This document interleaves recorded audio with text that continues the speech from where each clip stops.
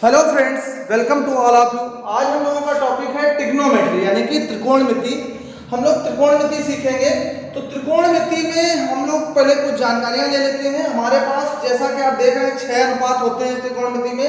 पहला होता है साइन, दूसरा कॉस, तीसरा टेन, चौथा कॉट, पांचवा सेक और छठवां कॉसेक। ये जो 6 त्रिकोणमिति अनुपात है इसी पे पूरी त्रिकोणमिति आपकी चलेगी। और जब चलेगी तो कैसे चलेगी, इसके लिए हमें सबसे पहले ये जो हमारे त्रिकोणमिति के नियम हैं ये राइट एंगल पे लागू होंगे, समकोण त्रिभुज पे लागू होंगे। तो आइए देखते हैं कि एबीसी एक आपके पास राइट एंगल है, समकोण त्रिभुज है। राइट एंगल का मतलब क्या होता है? ऐसा कोण जो 90 डिग्री हो वो समकोण कहलाता है, और ऐसा त्रिभुज जिसका एक कोण 90 डिग्री हो वो समकोण त्रिभुज कहलाता है। तो समकोण त्रिभुज में जो 90 डिग्री होता है, 90 डिग्री के सामने की भुजा हमेशा कर्ण होती है और ये भुजा सबसे बड़ी होती है। 90 डिग्री के सामने भुजा हमेशा कर्ण होगी। इसको इंग्लिश में हाइपोटेनस बोलते हैं, एस से डिनोट करते हैं। ये अब जो लंब और आधार है, तीन चीजें मिलेंगी आपको, कर्ण मिलेगा, लंब मिलेगा, आधार मिलेगा। तो 90 डिग्री के सामने की भुजा हमेशा कर्ण होगी और कर्ण कभी बदलता नहीं है और ये सबसे बड़ी भुजा होती है। लंब और आधार जो होते हैं ये आपस में बदलते रहते हैं। अगर हम थीटा यहाँ पे ले लेंगे सी पे तो इसके सामने की भुजा ये लंब हो जाएगी, और अगर यहाँ पे हम थीटा ले लेंगे तो इसके सामने की भुजा ये लंब हो जाएगी। अब जब हम थीटा ले रहे हैं ये लंब है तो ये आधार है, जब हम ये थीटा लेंगे तो ये लंब होगी और ये आधार होगा। तो आप देख रहे हैं लंब और आधार आपस में बदलते रहते हैं, लेकिन कर्ण हमारा कभी भी बदलता नहीं है। तो आइए देखते हैं इनके कुछ फार्मूले होते हैं वो कैसे आएंगे। तो उसके लिए हम लोग याद कर लेते हैं, जो हिंदी मीडियम वाले लोग हैं वो याद रखेंगे लाल बटे कक्का। क्या याद रखेंगे? लाल बटे कक्का। ये हिंदी मीडियम वाले याद रखेंगे। जो इंग्लिश मीडियम वाले होंगे वो क्या याद रखेंगे? वो याद रखेंगे पंडित बद्री प्रसाद हर हर बोले। क्या याद रखेंगे? हिंदी मीडियम वाले लाल बटे कक्का और इंग्लिश मीडियम वाले पंडित बद्री प्रसाद हर हर बोले। इसको दूसरी तरीके से भी याद कर सकते हैं कि पाकिस्तान भूखा प्यासा और हिंदुस्तान हरा भरा, इस तरह से भी याद कर सकते हैं। तो आइए देखते हैं, अगर हिंदी मीडियम वाले होंगे तो हमने याद किया होगा लाल बटे कक्का। जब लाल बटे कक्का लेंगे तो पहला साइन थीटा, तो साइन थीटा लंब बटे कर्ण हो जाएगा। क्या हो जाएगा? लंब बटे कर्ण। cos थीटा लेंगे तो आधार बटे कर्ण हो जाएगा। cos थीटा क्या होगा? आधार बटे कर्ण। tan थीटा क्या होगा? लंब बटे आधार हो जाएगा। tan थीटा क्या होगा? लंब बटे आधार, क्योंकि l अपान a है। तो देख रहे हैं कि हमने क्या याद किया? लाल बटे कक्का, sin थीटा लंब बटे कर्ण, cos थीटा आधार बटे कर्ण, tan थीटा लंब बटे आधार।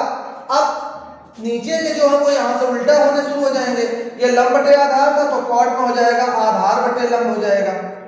कॉस में आधार बटे कर्ण था तो ये कर्ण बटे आधार हो जाएगा।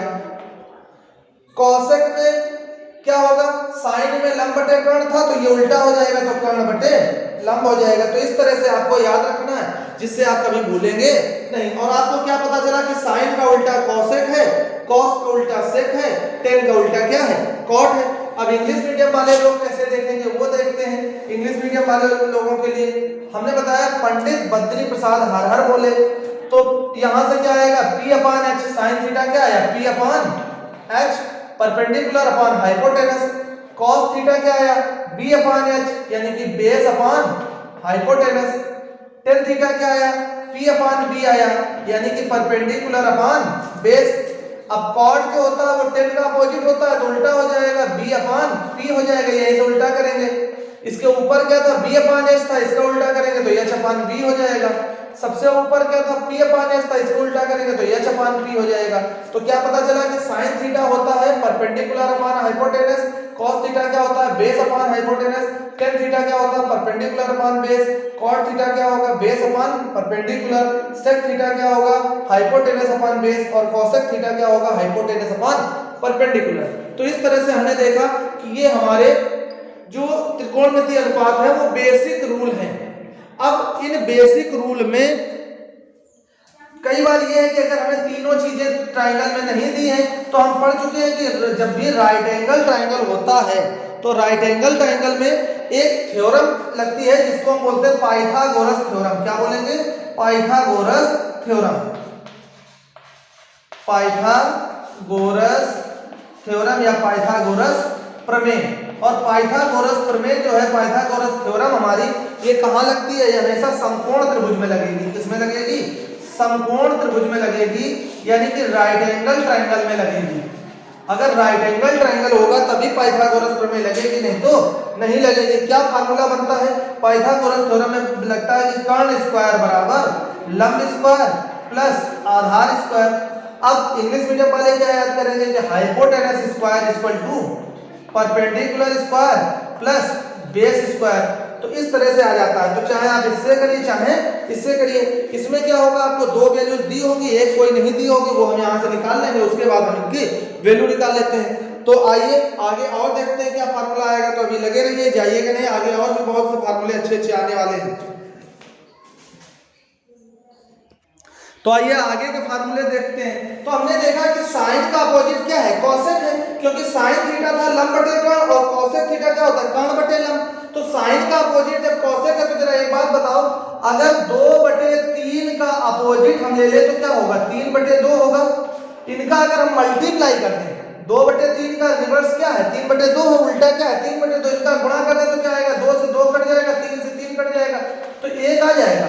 तो जो उल्टा होता है उनका गुणा करने पे 1 बनता है। तो क्या फार्मूला बना? सबसे पहले तो हमने देखा कि साइन का उल्टा कॉसेक है, तो हम लिख सकते हैं sine theta equal to one by cosec theta लिख सकते हैं। और कॉसेक थीटा इक्वल टू क्या लिख सकते हैं? कॉसेक का उल्टा साइन होगा, साइन का उल्टा कॉसेक है, तो कॉसेक का उल्टा साइन। तो कॉसेक थीटा क्या लिखेंगे? 1/साइन थीटा लिखेंगे। देख रहे हैं, साइन थीटा को लिखते हैं 1/कॉसेक थीटा, और कॉसेक थीटा को लिखते हैं 1/साइन थीटा। लेकिन अगर इन दोनों का हम मल्टीप्लाई करते हैं तो क्या बनेगा?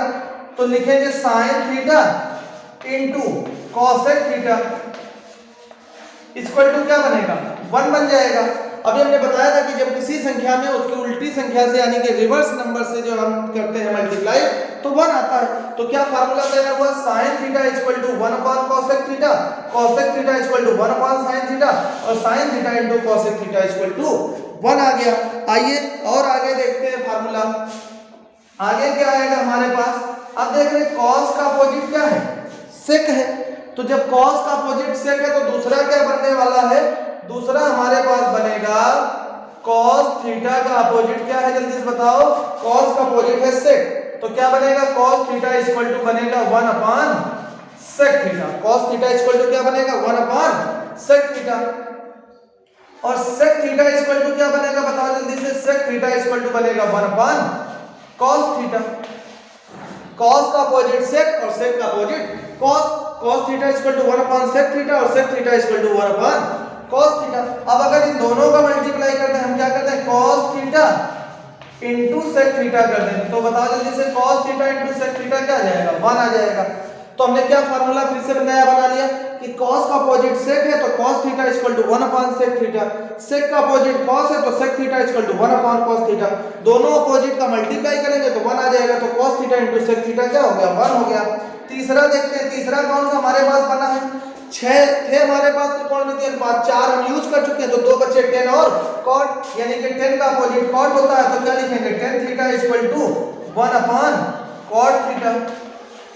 और कॉट थीटा इक्वल टू क्या लिखोगे? 1/tan theta. तो 10 का अपोजिट कॉट और कॉट का अपोजिट tan, तो tan theta equal to one by cot theta और cot theta equal to 1/tan theta. अब अगर इन दोनों का मल्टीप्लाई कराते हैं तो क्या बनेगा? तो बनेगा tan theta into cot theta equal to क्या बनेगा? 1। तो हमारे पास आ गया tan theta into cot theta equal to 1 आ गया। तो पहला हमने देखा कि cos theta equal to 1/sec theta, sec theta equal to 1/cos theta, cos theta into sec theta 1 हो गया। tan थीटा बराबर 1/cot theta, cot theta 1/tan theta. जो जिसका उल्टा होगा वो उसके अपोजिट में, cos का उल्टा sec और sec का उल्टा cos, sin का उल्टा cosec और tan का उल्टा cot। तो इस तरह से हमारे यहाँ पे बन गए। अभी tan और cot का एक एक वैल्यू और होता है, वो भी हमें तैयार करना है क्योंकि वो सबसे ज्यादा इंपॉर्टेंट है। मोस्टली जगह उसी का हम लोग यूज करते हैं। तो आइए उसको भी देख लेते हैं। बहुत लोगों को पता नहीं होगा, जल्दी से बताओ क्या होता है। और बहुत सी जगह इसका ही यूज होगा। तो क्या बनेगा? चलिए चौथा फार्मूले के रूप में बना लेते हैं। क्या आएगा? tan थीटा इक्वल टू अगर हमें लिखना है तो अब tan को sin बटे cos, जैसा क्रम लिखा है वैसे ही याद रखने का कोई तरीका नया नहीं लेंगे। टेन तीसरे नंबर पे लिखा है, पहले साइन लिखा, दूसरे पे कॉस लिखा है, तो लिख देंगे tan theta equal to sine theta upon cos theta. कुछ भी रटने की जरूरत नहीं, इसीलिए इस क्रम में हमने लगाया था। तो टेन थीटा इक्वल टू क्या आ गया, साइन थीटा बटे कॉस थीटा। अब देखेंगे कॉट थीटा, कॉट जो होता है वो किसका उल्टा होता है, टेन का उल्टा होता है। तो कॉट थीटा इक्वल टू क्या आ जाएगा, जल्दी से बताओ। तो उल्टा होता है तो आ जाएगा कॉस थीटा बटे क्या, कॉस थीटा बटे क्या आ जाएगा, साइन थीटा हो जाएगा। बिल्कुल सही है। तो इस तरह से इतने फार्मूले हमने याद कर लीजिए, रिवीजन कर लीजिए। अगर इतने फार्मूले आपने तैयार कर लीजिए तो त्रिकोणमिति आप जो है चुटकी में उड़ा देंगे। तो आज के लिए इतना ही।